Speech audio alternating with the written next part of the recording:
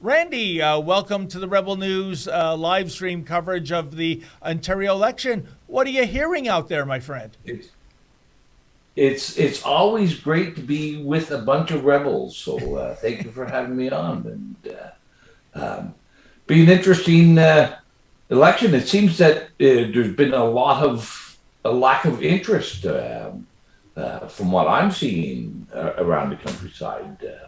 No, I'm not sure if your other guests are seeing the same thing. How can that be though? Yeah. There's such pushback on the policies and the things that the Ford government has done. How can you rationalize that there is this seemingly disinterest from the voters? Well, we saw the same thing in the last federal election, which I thought was the most critical election, federal election in our country's history. But we actually had a lower voter turnout last September than previous years. Um, and I think there's a lot of factors that go into play. One, of course, is no political party uh, or is seen to be reflective of a large percentage of um, Canadians, and people choose just not to be engaged. I think it's also a reflection. Elections and democracy is said to be a reflection of our society, and I think that's very true. We see, I don't know if it's apathy, but there's um, certainly a lot of people who in Ontario and Canada who don't have any regard for freedom, don't have much regard for their community, see the lens of their lives through their paychecks and not much else. So, we just see a continuing decline in interest in our governance and in our communities.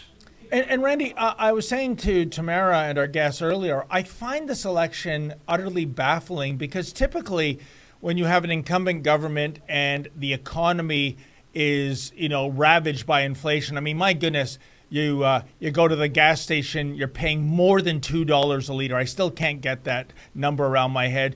You go to a grocery store. I was shopping yesterday, Randy. I figured I've got about 25 bucks worth of groceries in my basket. Turned out it was $86. I would really be a big Wow. failure on the prices right.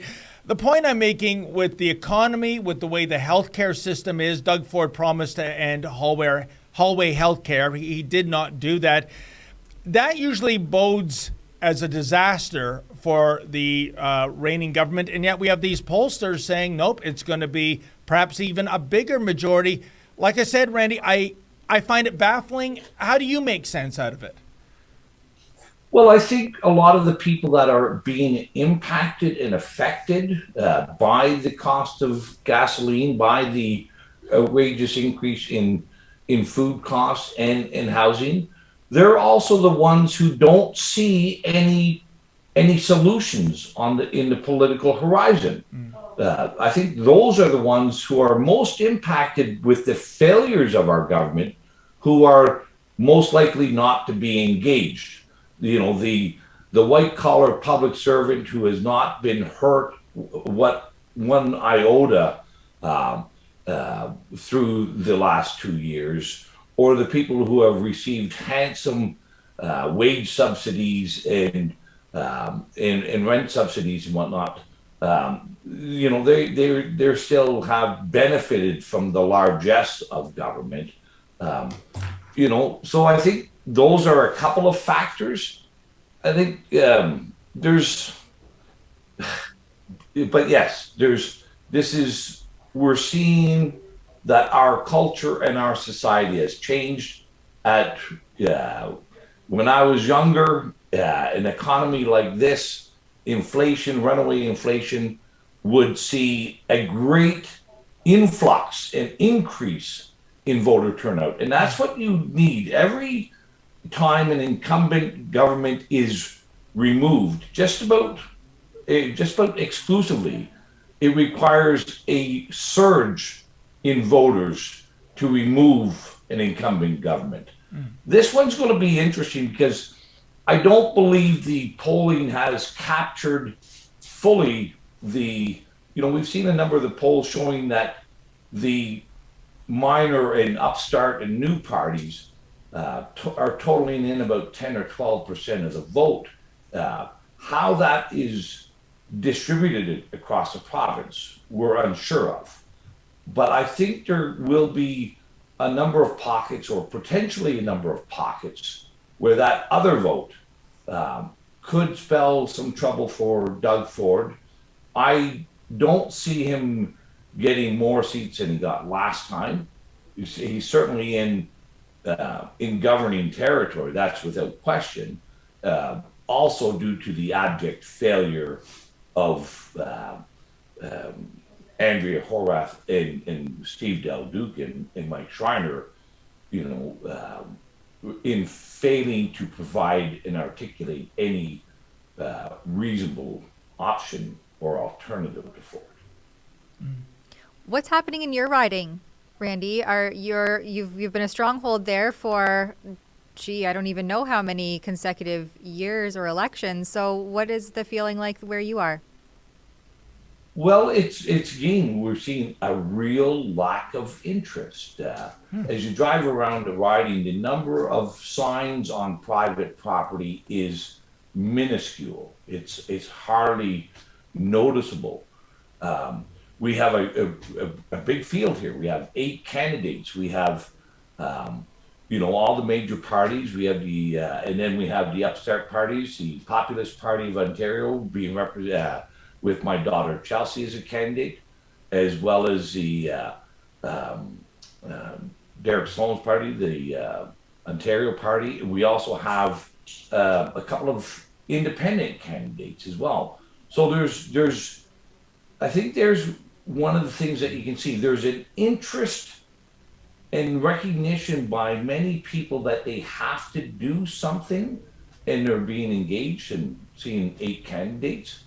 But the corollary or the flip side of that is a very disengaged and uninterested electorate by and large, from what we're seeing so far.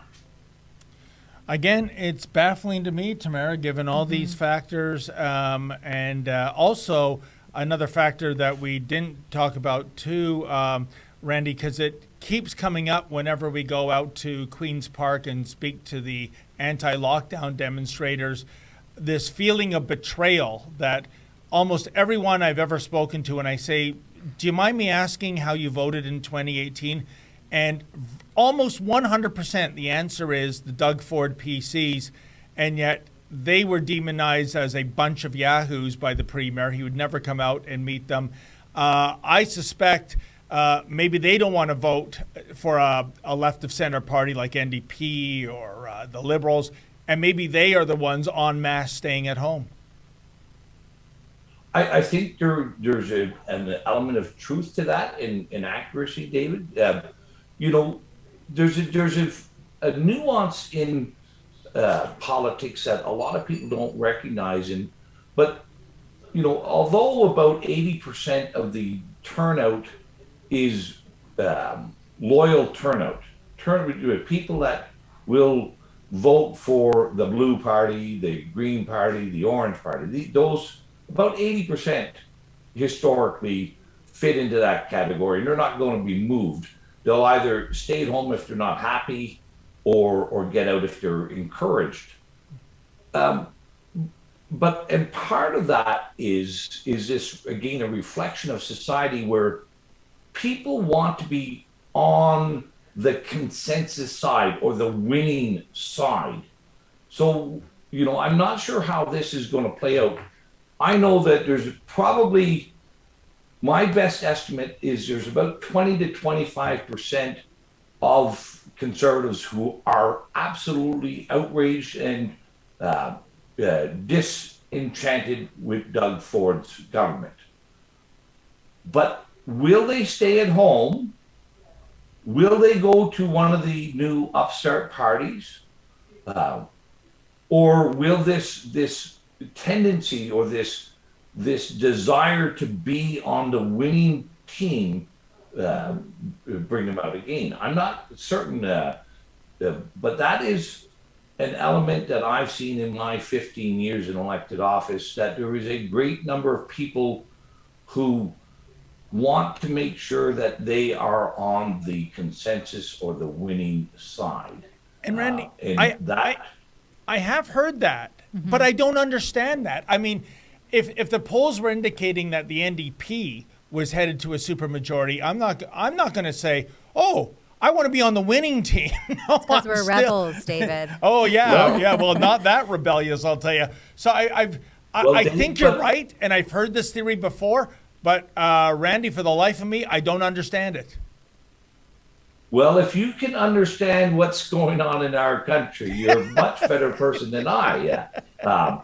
But look at, we've seen, the orange wave or the orange crush with the NDP, where people get on a bandwagon. Yeah. We've seen that in various stages during the Mulroney sweeps.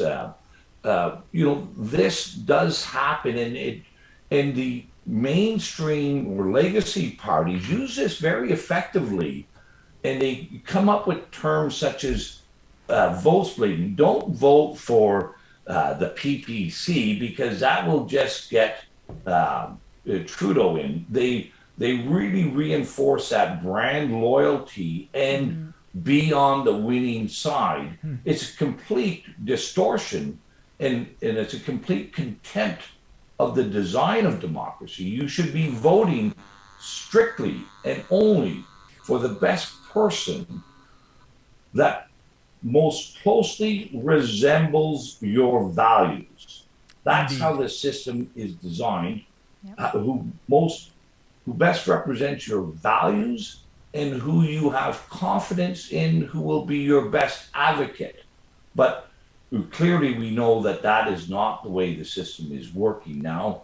Most people are aligned strictly by a tribal function, just as we see so much of society is polarized. Politics has become exceptionally tribal as well.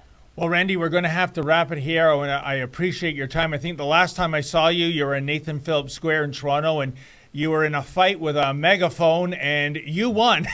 So I think you know what I'm talking about. But Randy, I do. It's a fascinating election, to be sure. Thank you once again, sir, for your time. Greatly appreciate it. Well, the other important part here, this is the very first election where every ballot will be tabulated by a Dominion voting machine. Oh, gee. The first time in our province's history that a provincial general election is not going to have any verification process on the outcome. So stay tuned. I think there'll be more to come after 9 o'clock. Wow. Where have I heard the name Dominion voting machine before? Gee, I wonder. Randy, thank you so much again for your time, sir. Thanks, Randy. Thank you.